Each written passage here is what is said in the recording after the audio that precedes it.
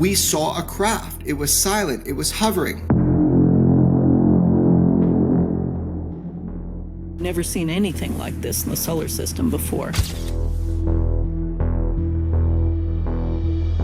That is not an airplane. Across the globe, people have reported mysterious objects in the sky, objects that even governments can't fully explain. These aren't just stories. Some of these sightings come with hard evidence that defies easy explanation. We're diving into 5 of the most compelling UFO sightings, each backed by intriguing evidence that challenges what we think we know about our skies.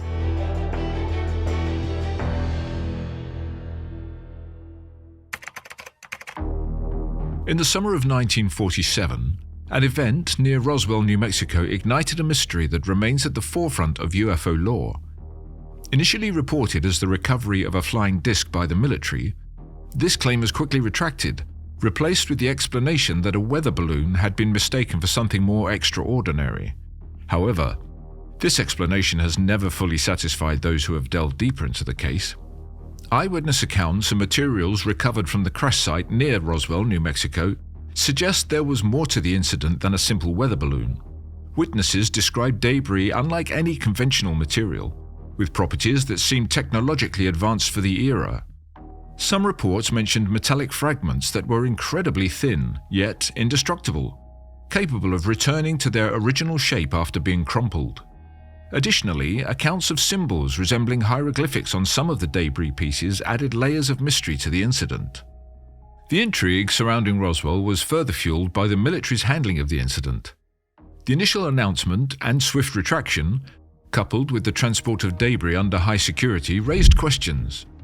Over the years, the US government's release of several documents attempted to demystify the event, most notably with the 1994 report attributing the debris to a top-secret project named Mogul, aimed at spying on Soviet nuclear tests.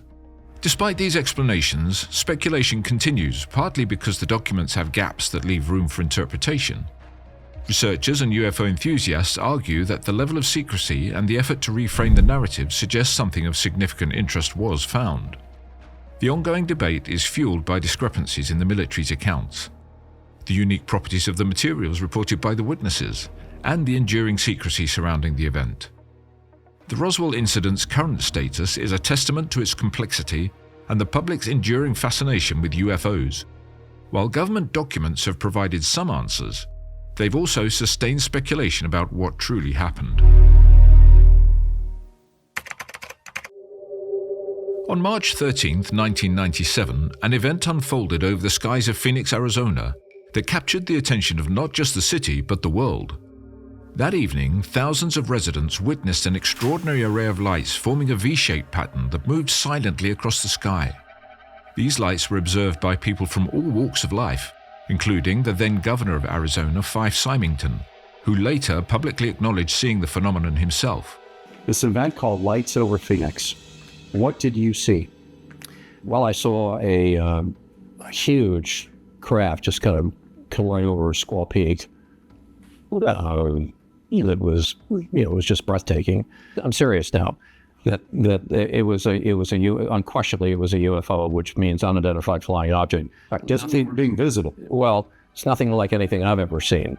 Witnesses described the lights as part of a massive solid object that blocked out the stars, suggesting it wasn't just a formation of lights, but a single large craft. The scale and silence of the phenomenon challenged conventional explanations. This wasn't a brief sighting. The lights were visible for several hours, moving across a large swathe of Arizona from the Nevada line through Phoenix to the edge of Tucson before disappearing. In the aftermath, the official explanation from the Air Force was that the lights were flares dropped by A-10 Warthog aircraft during training exercises at the Barry Goldwater Range. However, this explanation was met with skepticism from many who had witnessed the event. Critics pointed out that the behavior and appearance of the lights did not resemble flares, which typically drift and flicker out within minutes.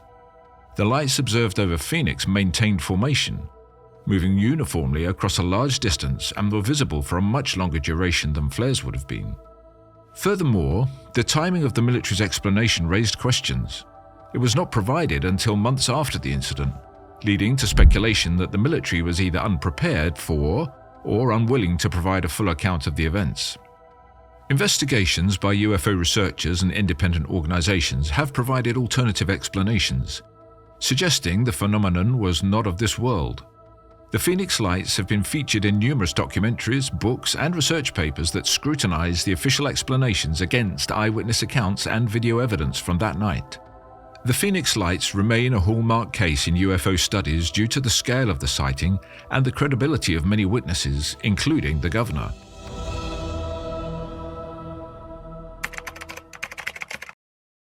In late December 1980, an event occurred in Rendlesham Forest, UK that would become one of the most discussed and dissected incidents in UFO lore. Over several nights, personnel from RAF Woodbridge, used at the time by the US Air Force, reported encountering unidentified phenomena that challenged conventional explanations. The incident began with security personnel witnessing strange lights descending into the forest. Expecting a downed aircraft, they investigated but instead found a metallic object with glowing lights. As they approached, it reportedly maneuvered through the trees and disappeared. Over the next 2 nights, more personnel, including the base deputy commander, Lieutenant Colonel Charles Holt, experienced similar phenomena. And we stopped somewhere back there at the site, and that's when we saw the object out here, and it came into the forest. It went through the trees, bobbing up and down, traveling primarily in a horizontal plane, but it would go up and down a bit. And we tried to get close. We came up toward the fence, the barbed wire fence up there, and it went back out into the field, and then it exploded silently into objects, white objects, and disappeared. Holt led a team into the forest equipped with radiation detectors and recording devices. They encountered unexplained lights and observed a craft with a pulsing light.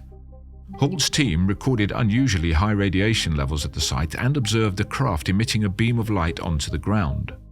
Holt made an audio recording of the event, capturing live reactions to the unfolding situation. 150 feet or more from the initial, suspected impact point. Having a difficulty, can't get the light all to work. Seems to be some kind of mechanical problem. Let's send back, get another light. This recording, along with physical evidence like indentations and burn marks found at the site, contributed to the complexity of the case. The recording was released to the public, providing a rare, immediate account of military personnel engaging with an unidentified phenomenon. The aftermath of the Rendlesham Forest incident involved an array of responses. The UK Ministry of Defence initially downplayed the event, suggesting it posed no threat to national security and therefore required no further investigation. However, the release of documents and memos under the Freedom of Information Act revealed a level of concern and curiosity within the government about what had transpired. The controversy over the authenticity and interpretation of the evidence remains.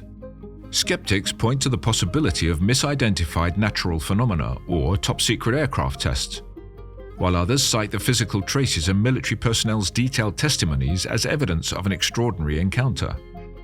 The incident has spurred numerous books, documentaries, and research efforts, attempting to piece together the events of those December nights.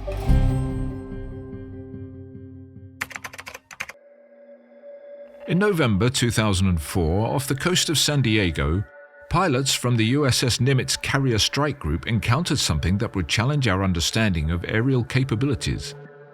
They reported seeing a tic-tac-shaped object that moved in ways no aircraft could, darting across the sky and then stopping to hover with incredible ease. The pilots, including Commander David Fravor, were conducting a routine training mission when they were redirected to investigate an object detected by the USS Princeton's radar. So, as we're looking at this, her backseater says, "Hey, Skipper, do you?" And about that got out, I said, "Dude, do you see that thing down there?" And we saw this little white tic-tac looking object, and it's just kind of moving above the whitewater area. What they found was baffling. An object about 40 feet long, hovering over the ocean without any visible means of propulsion. As Fravor attempted to get closer, the object accelerated away at an unbelievable speed, disappearing from sight and radar within seconds. This wasn't just a fleeting encounter. Multiple pilots observed the object and radar operators tracked its movements. These trained professionals were at a loss, witnessing behavior that defied the laws of physics as they knew them.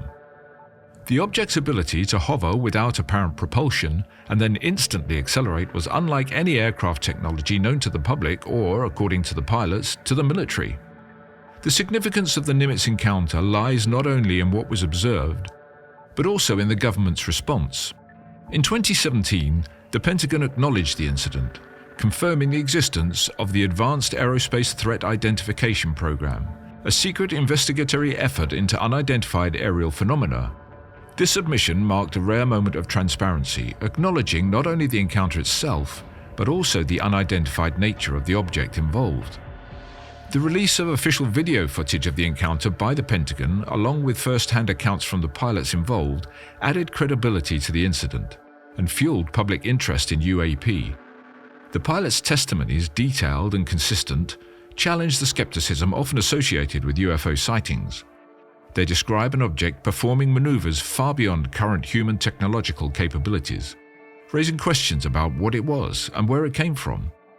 The Nimitz Encounter remains a pivotal moment in the study of unidentified aerial phenomena, prompting ongoing discussion and investigation.